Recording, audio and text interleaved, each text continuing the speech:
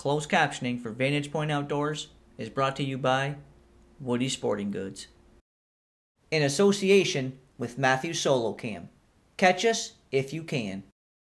Bob's Custom Calls. Handcrafted game calls made in the USA. HME Products. A better line of hunting accessories. Kishel's Quality Animal Scents and Lures. Scents for success. Bowfinger Archery. HHA Sports. Optimizer Sighting Systems. Black Eagle Arrows. And by Magnus Broadheads.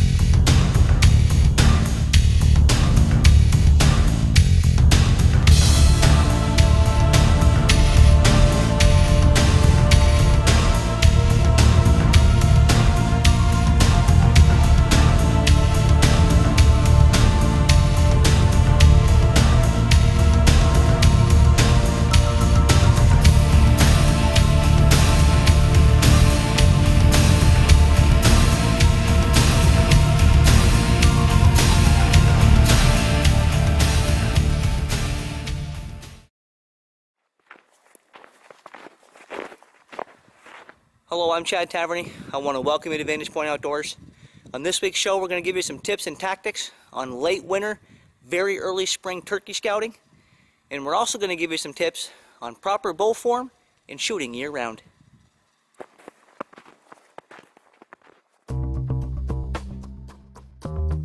You know, the past several years, I've had a lot of luck scouting for turkeys during this late winter, early spring time period.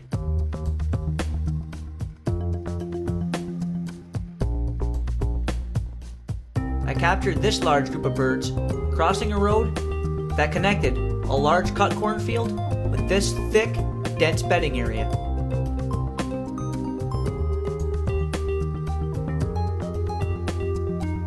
One of the easiest ways to scout for turkeys during this time of year is to get in your pickup truck, get out and cruise some backcountry roads with a good pair of binoculars, and look for birds hitting food sources.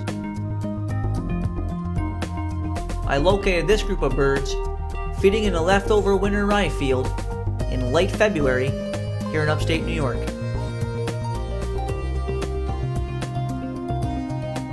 Having a good pair of binoculars is invaluable for this late winter, early spring turkey scouting when you're often looking at birds from several hundred yards away in open fields.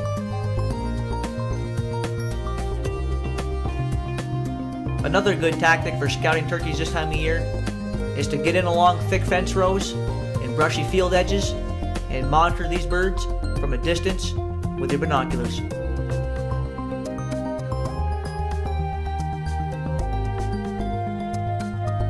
I like to make a mental note of any gobblers I spot, as this is important information to have come spring turkey season, when gobblers are the turkeys that you can hunt.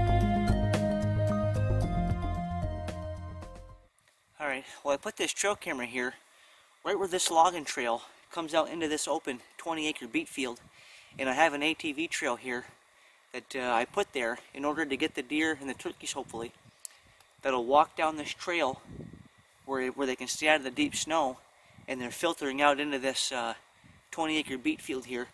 I put this trail camera here about 2 weeks ago because I've been trying to get some trail camera pictures of turkeys utilizing this ATV trail on their way out to this 20-acre beet field.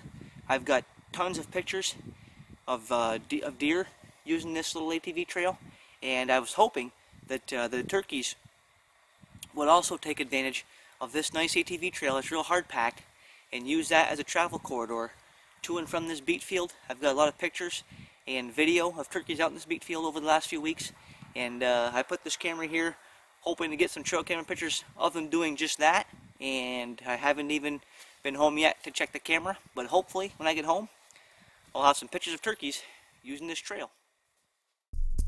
Without question, cut cornfields have been my #1 location for locating turkeys during late winter, early spring. I located this group of longbeards feeding in a cut cornfield in early March.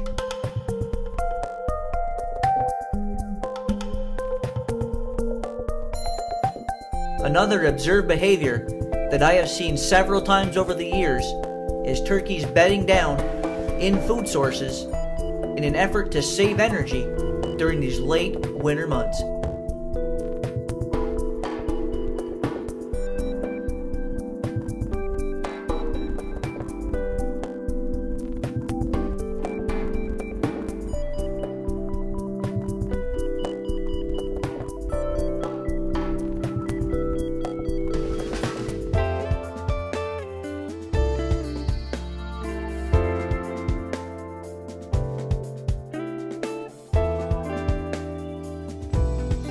I located this group of turkeys passing through a leftover soybean field on their way to roost in a nearby creek bottom.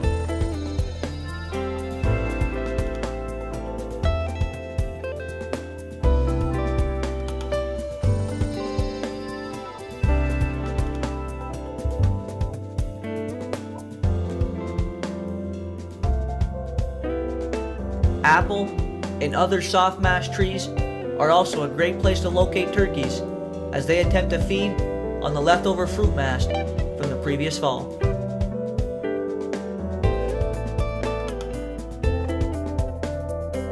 On more than one occasion, I've witnessed turkey groups feeding in and along hedgerows within fields as a way to get out of the wind during winter conditions.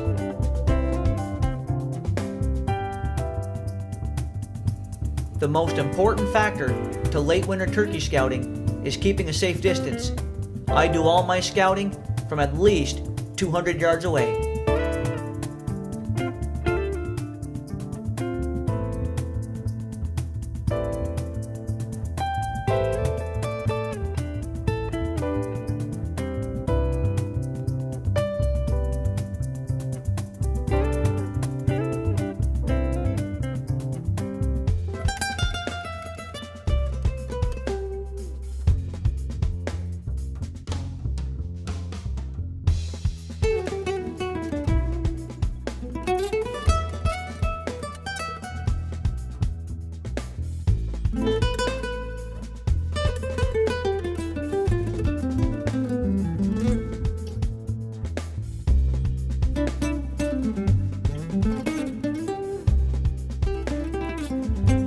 This group of turkeys were observed feeding in a winter rye field during late February in upstate New York.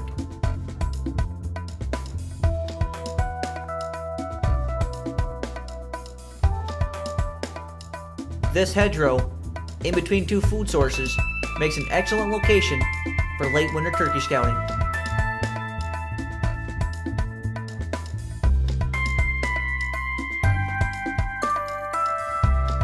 So far, this late winter and early spring, I've witnessed turkeys seeking shelter and roosting in this shallow creek bottom on numerous occasions.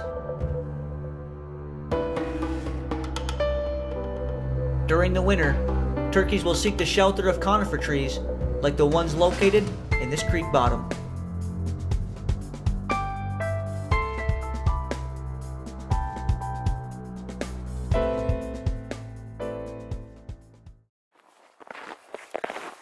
You know, I do quite a bit of my scouting for spring turkey season, you know, here during this late February, mid-March time period.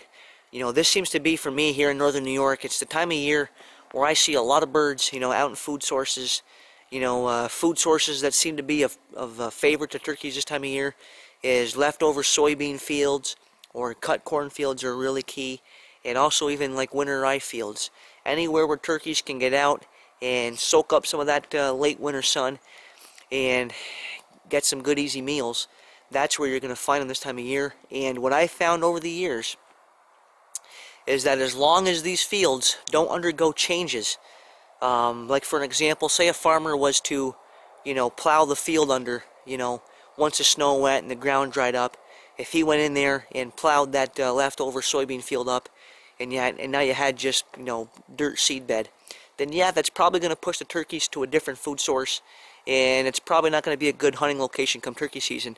But as long as that field doesn't change, doesn't undergo a material change like that, or as long as you don't keep the pressure too high in that field, and the turkeys don't get spooked there, these places that you find in late February, even through all of April, if you have turkeys regularly visiting a particular field, that's where I would seriously concentrate my efforts in at least the first week of the season. And if you don't have luck, you can always, alter your strategies. But I think you'll find that if you stick to the areas where you're having regular turkey sightings during these late winter, very early spring conditions, that's going to be your best place to capitalize on a big early season gobbler.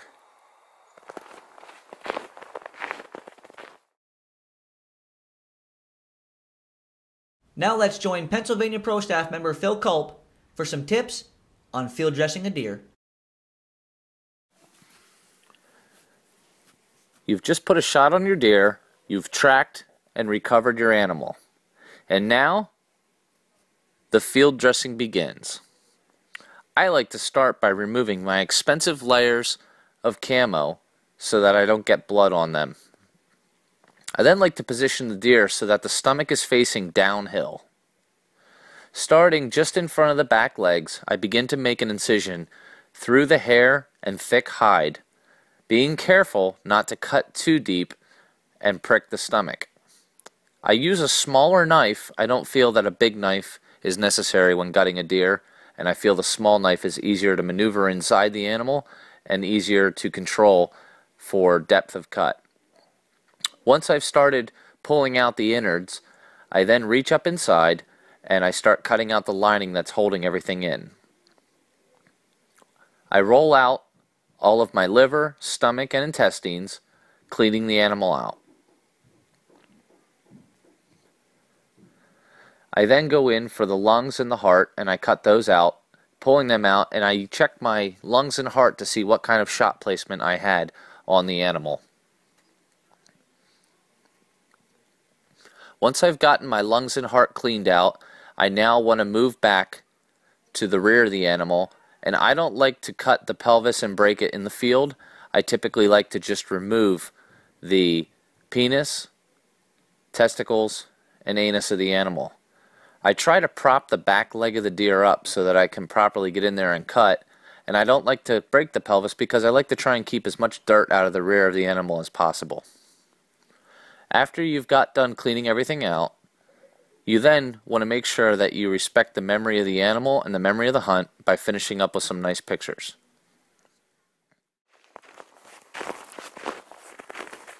One thing I've been doing the last couple of years on this farm here, where we get a lot of snow, and I have about a mile of old logging trail, is I come in here during the winter months, once we get about a foot of snow, and I break out a trail system, and I'll update that trail system every couple weeks, or if we get snow. This way here I always maintain a real hard-packed trail system, and the deer and turkeys will utilize this trail system, and it allows them to save a lot of energy over the course of the year as they're traveling on this property to and from food sources, and it also gives the deer an opportunity to be that much more less vulnerable to coyotes and other predators that will seek out weak deer during the winter times. Another great way to locate not only deer, but turkeys during late winter is through making late winter browse cuts and placing trail cameras at these locations.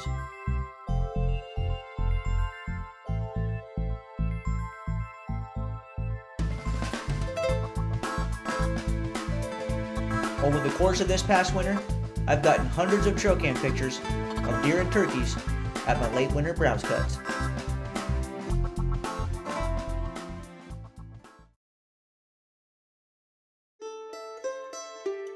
Now let's join VPO Prostaff member Marie Stempinski for some late winter indoor target shooting.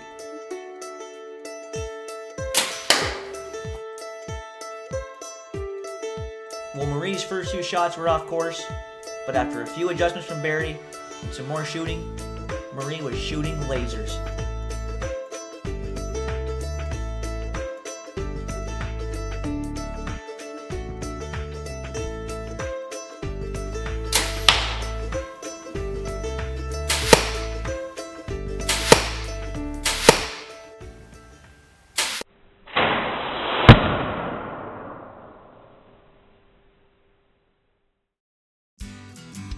Well, if you haven't been down to Woody Sporting Goods and shot the new Techno hunt, you are really missing out.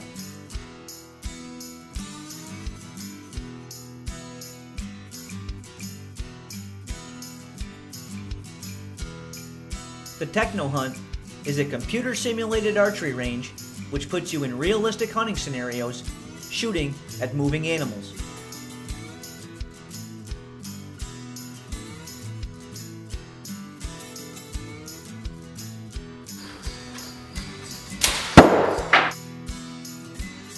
There's a vast array of scenarios to shoot through, and this is probably the best way to maintain your archery accuracy during the off season.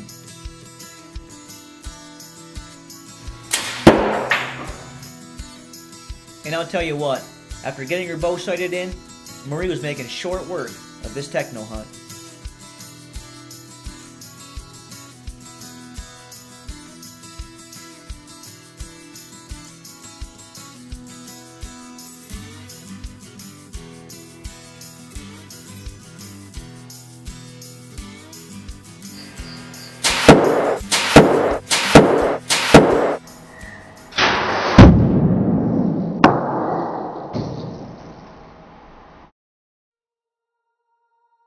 Well, we hope that you picked up a few tips and tactics that'll help you close in on a big gobbler this spring and realize just how important off-season shooting and maintaining your bow form is to your hunting success.